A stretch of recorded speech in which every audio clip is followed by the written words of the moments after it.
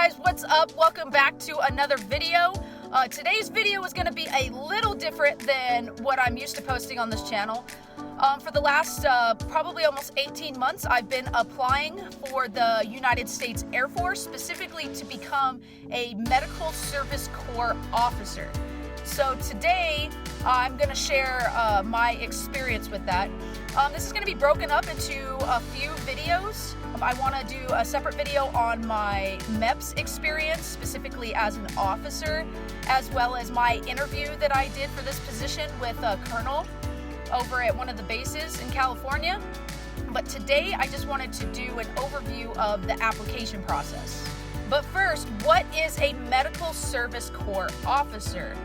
To put it plain and simple, it is a healthcare administrator for the United States Air Force. You do all of the background stuff. There is 6 functions, which I will go into detail in another video, to basically run a hospital. So to become a Medical Service Corps officer, or any officer in general in the United States Air Force, you have to have a bachelor's degree. For the Medical Service Corps officer, you have to have at least a bachelor's degree in a specific academic area.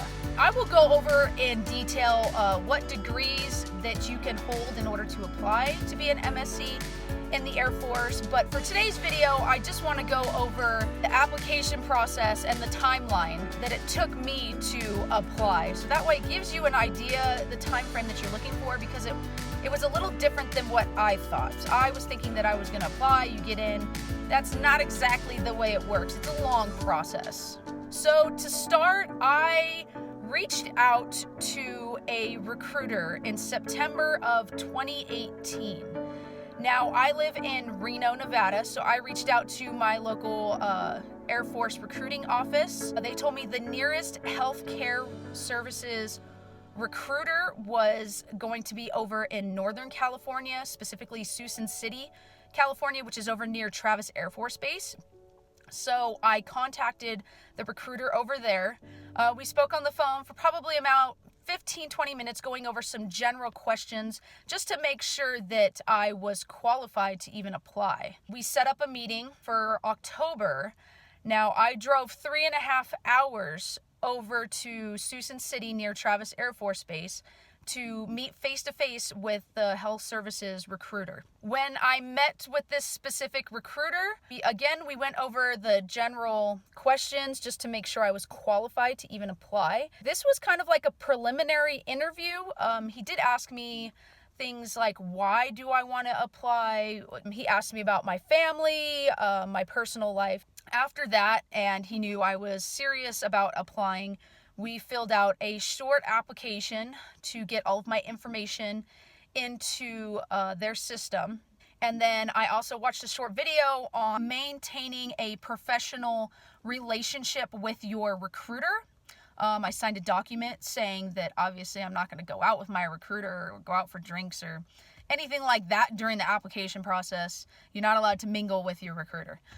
Obviously. That should be a given, but apparently that's not a given for everybody, so yeah. I started filling out information regarding my family. I was there total probably about a good hour and a half, 30 minutes of talking, another hour of filling out paperwork. I also forgot to mention that meeting with the recruiter for the first time is a necessary step. You cannot get around it if you live far away like I did. Not only do you have to speak to them in person, face to face, and fill out those documents, but they also have to take a photocopy of your driver's license, your social security card, and your birth certificate. These things cannot be scanned and sent into them. This is something that they have to look at, physically verify, and scan themselves. Then after that, I left and drove home. So that was kind of the start. The only thing I did not have at the time is I had not taken the GRE or the GMAT test, which is a graduate test that you need to take in order to get into the MSC, because the training that you go to can go towards a graduate degree in the future. So you have to take the GRE or the GMAT, and you have to get a qualifying score. So regarding the GRE GMAT scores, even though I do hold a master's degree already, they still require the score. My scores were too old. They have to be within 5 years. So that's why I was required to retake the GRE or the GMAT. Like I said, the HSA school, which is the Health Services Administration school that you go to after you've been selected as an MSC, does require those because it's graduate degree courses. So they do require that you get a qualifying score in order to take those courses throughout your career. So just keep that in mind when you're applying. That is why they still make you take the GRE or the GMAT. Even if you have no desire to pursue a master's degree, it is still required for the application process. So we couldn't move any further at that point until I had taken that test. So fast forward to January, I had scheduled my GRE test. I went to get back in touch with my recruiter. It was a bit of a struggle. It took about 2 weeks to get back in touch with my recruiter, and then I found out that the office in which my recruiter was located, they had switched around all of their duty assignments. So I ended up being switched to another recruiter, but I was not notified of this, so it took a little while to get back in touch with the new recruiter. Now, at that time, I got back in touch with him. Everything was still going good. I took my GRE test. I got him my scores. About March 2019, I had paperwork saying what the interview dates and the deadlines for applications were going to be. However, that was from the previous accession year. In February, the United States Air Force Upper Command had redone those interview deadline dates as well as the application deadline dates. Everything got moved up about 2 weeks. Now, my recruiter had to get all of our shadowing in and get all of our paperwork done and things like that, and they had changed a few things in the application. Luckily, I didn't have to drive back over to meet him in order to get all this done. He emailed me PDF versions of all of the paperwork. That way I could print it out, sign it, scan it, email it back to him. The application, everything goes in a PDF format anyways to send to the board when they do the review process, so that wasn't a big deal. The application that I had to fill out, I believe, was about 3 or 4 pages. There's another application you have to fill out that's pretty much the same information. It's just a different document. On the longest application that I filled out, it is not just your personal information with your name, your birthday, your address, your social, but it's a questionnaire about your personal life. Also, if you're married, all of your spouse's information needs to go on there, and if you have children, all of your children's information must go on there too. Birthdays, socials, previous addresses, everything. So just keep that in mind to have all that ready. I had to fill out medical paperwork. I had to gather all of my medical records. I have had 4 kids, luckily at the same hospital with the same OBGYN. But my packet from him is pretty thick.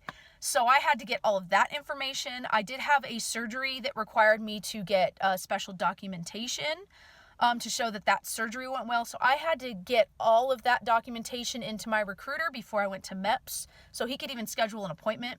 I had to get all of my transcripts from the 3 colleges I went to. I went to an undergraduate school.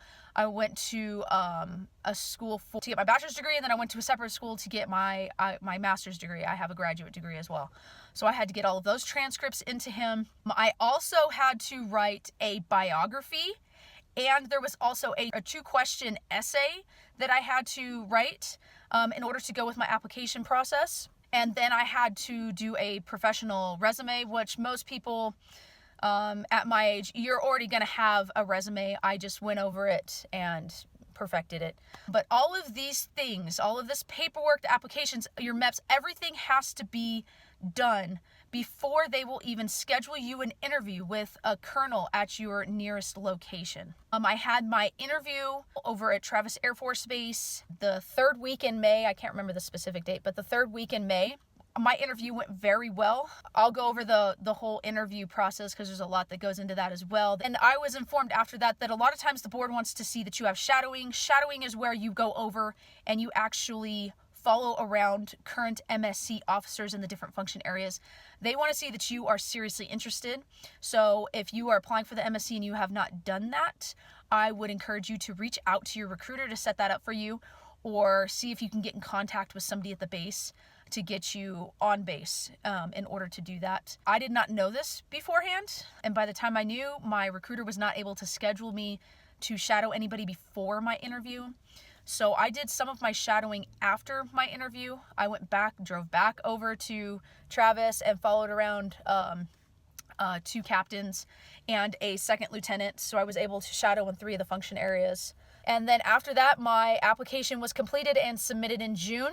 I think the board met 4 weeks after that, so they met the 3rd or 4th week in June. We were all notified the first 2 weeks in July. So the total application process, from the time I reached out to my recruiter to the time I was notified of the results, it was about 9 to 10 months. So it is a very long process.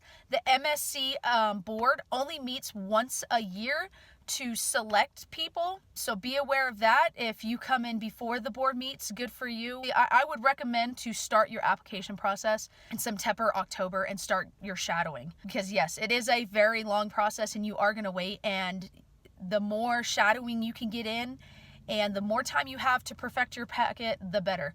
By the time I found out about everything I had to do, I was rushing and everything got crammed in at the last minute. My recruiter was kind of sweating a little bit trying to get all of our applications put together and in. Because once applications are into your recruiter has to make sure that they are accurate. If they go to the board and something's missing or something's off, they will just throw it out. So he has to make sure it's 100% accurate. His commander has to go over it, and then it goes up to the flight commander for review before it is even submitted. So yeah, try to get all your documents into your recruiter to kind of give him or her a break when trying to get all your stuff in, because they do work hard and they do have a lot to do when getting your applications in. And once the board has selected or non-selected who they are going to choose, once you are notified, you are either notified that you are a non-select, or if you are chosen, you will be notified that you were selected to become an MSC officer. Now, there is a 4 to 6 week period between when the board has chosen selectees until you are notified. This is because there is a process. Once people are selected, then all of that information has to go up through, I believe, through Congress, and then it goes onto a document. I believe this is what they refer to as the scroll. Don't quote me on that. But it does go across the president's desk, and the president does sign it. Before it goes back to higher command, then they must decide where you are going to be stationed, and they have to generate your orders. Now, before they notify you, they like to have all of this done and completed. So they notify you you're a selectee, that you are chosen to become an MSC officer, and they want to have your orders ready for you. So as soon as you receive notification that you are selected, you will have your orders. You will know what base you are going to. They strive to have that information to you as soon as possible. However, they do try to get everybody to training the 1st and 2nd week in October now, all of the commissioned officers, and they only have to give you a 45-day notice. So as soon as you are notified, the ball will get rolling pretty quickly. If you are a selectee, you have to go get your fingerprints for your clearance and your background check. And yes, and then at that time you will have to start the process of your move and everything like that. So yeah, so I started my application process or reached out to a recruiter in September of 2018, and I wasn't notified about the results of everything until August of 2019. So yeah, almost a year process from start to finish. I will be doing an upcoming video. My next video, I'm pretty sure I'm going to do on my MEP experience as an officer. Please subscribe to our channel for future videos. This is where I'm going to kind of end this video. I hope it was informational for you. Please feel free to leave me any comments and I will answer your questions as best as I can. So yeah, please like and subscribe, and I'll see you in the next video. Bye!